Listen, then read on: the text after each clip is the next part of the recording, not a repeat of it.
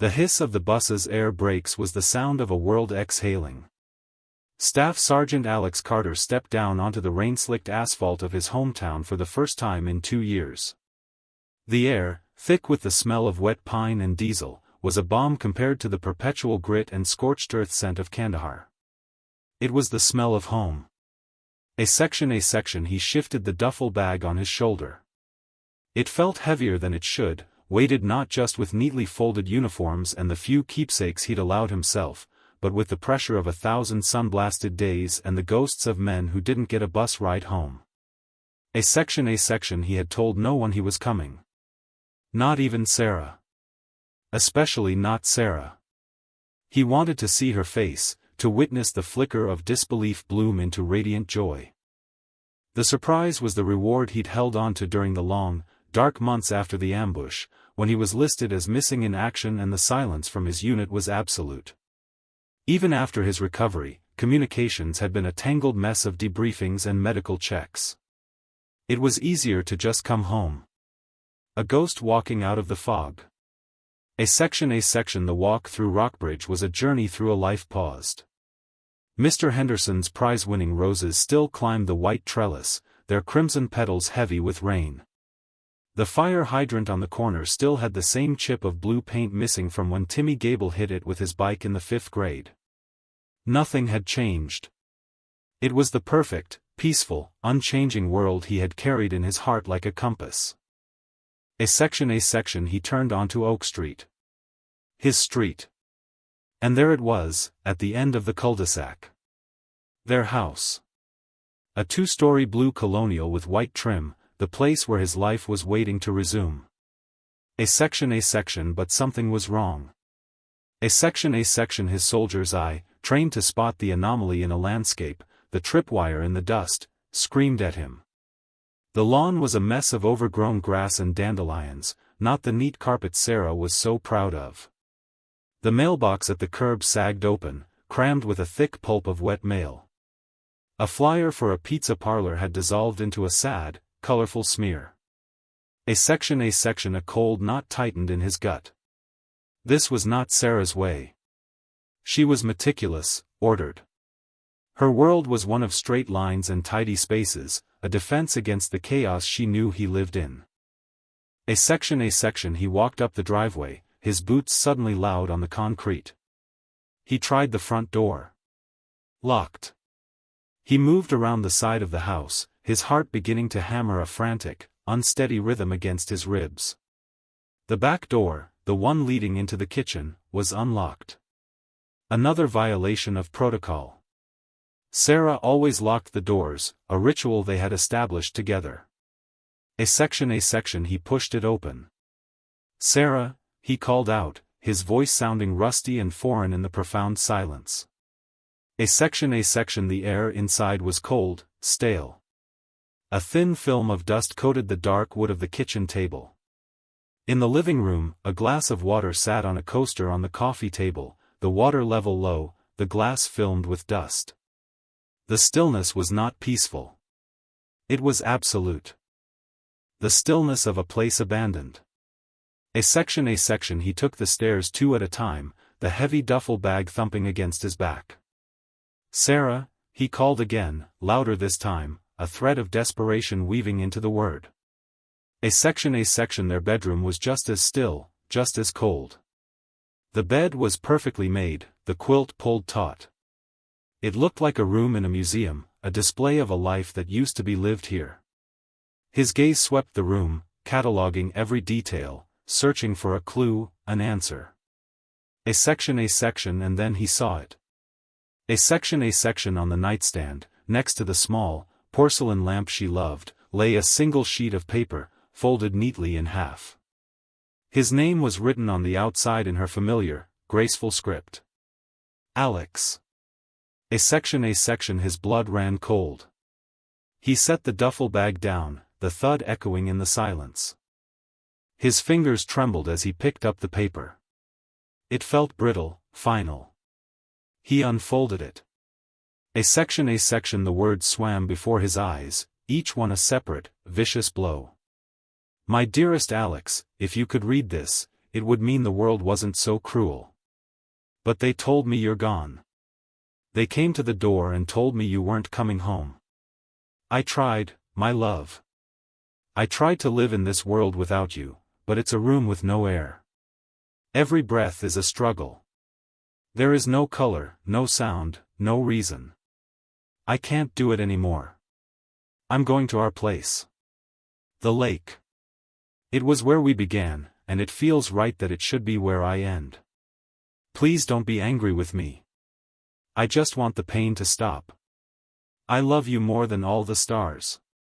I'll see you soon. All my love, forever. Sarah. A section at the bottom, a date. 2 days ago. A section the paper slipped from his nerveless fingers.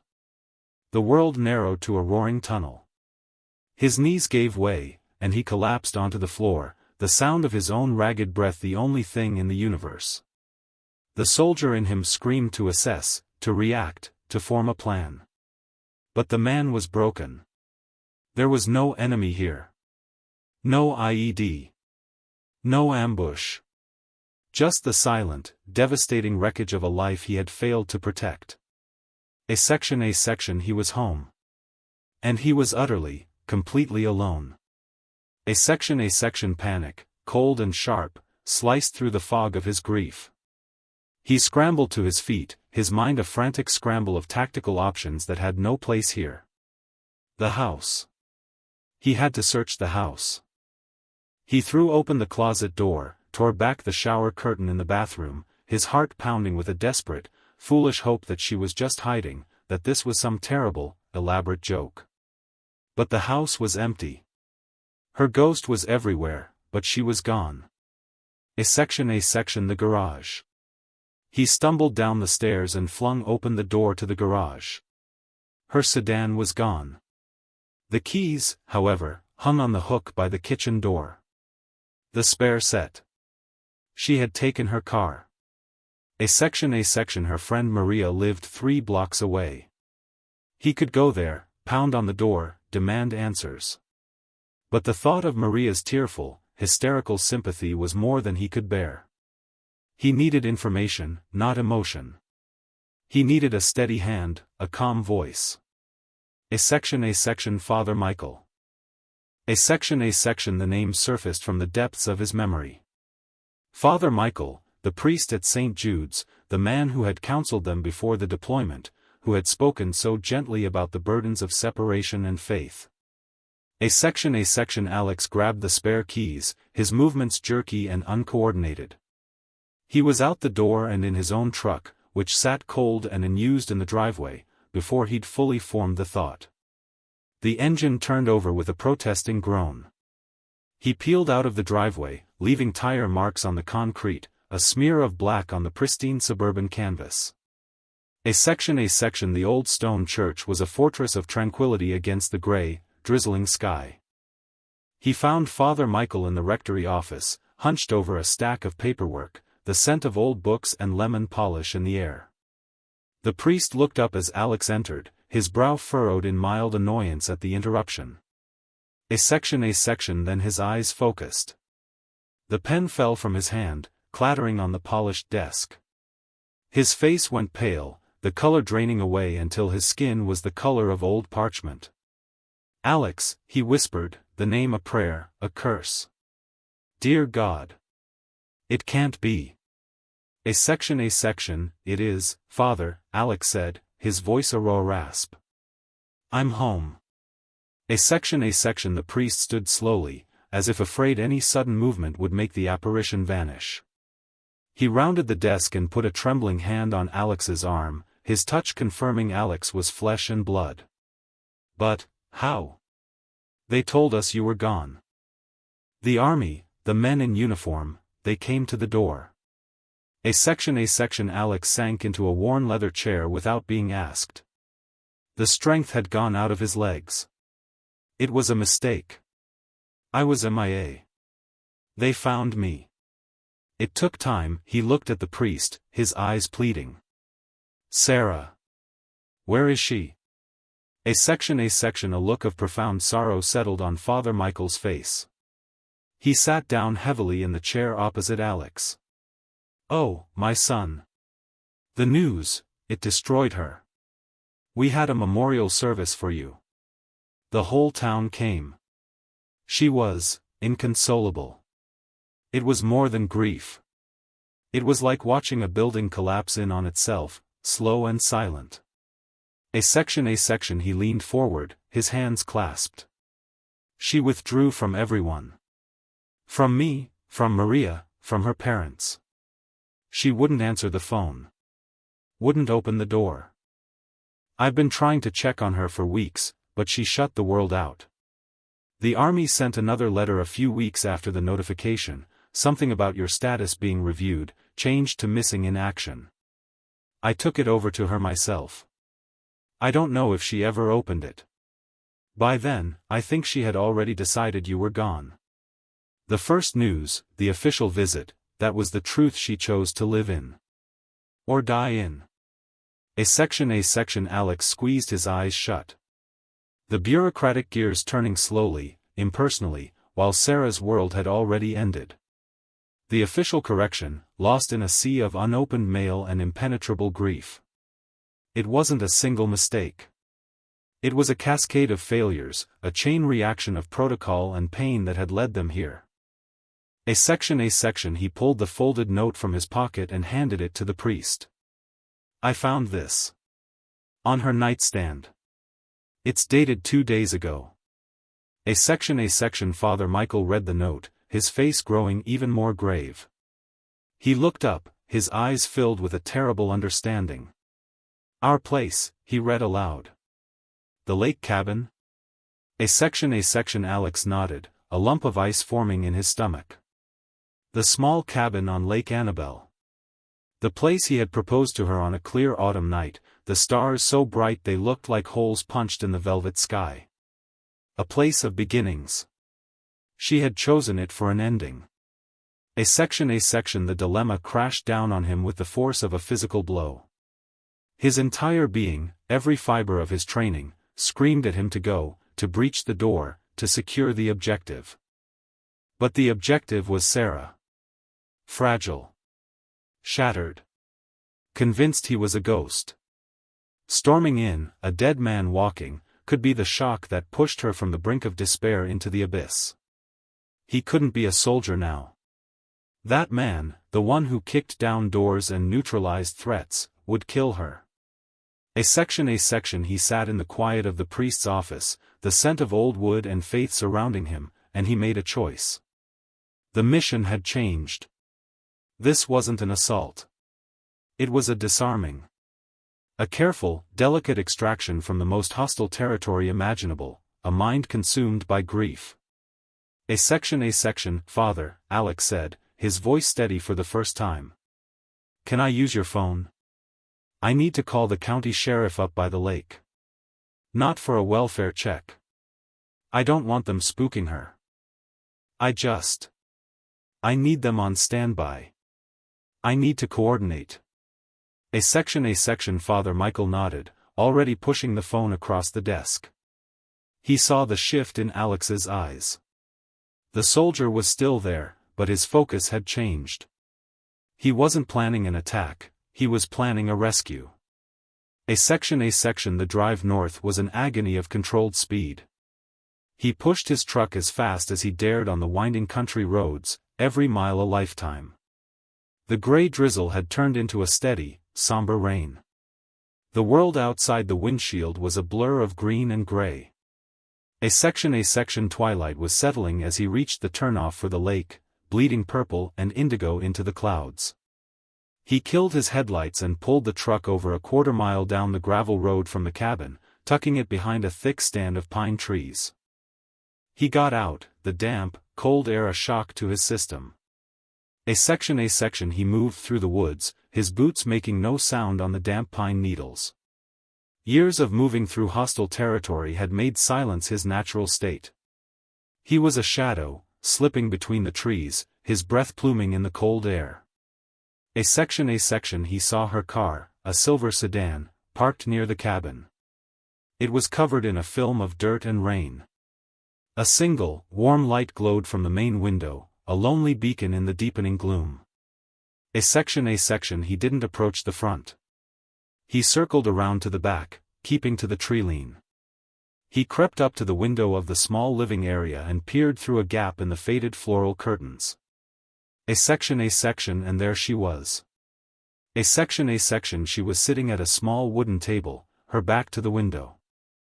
She was rail-thin, her shoulders slumped in defeat. In her hands, she held a framed photograph. From the angle, he recognized it. It was from their wedding day. Her hair was a mess, and her face was pale and drawn in the lamplight, but she was breathing. She was alive. A section relief, so potent it almost buckled his knees, washed through him. It was followed by a wave of bone-deep tenderness and a grief so sharp it stole his breath. This was what the war had done. Not to him. To her.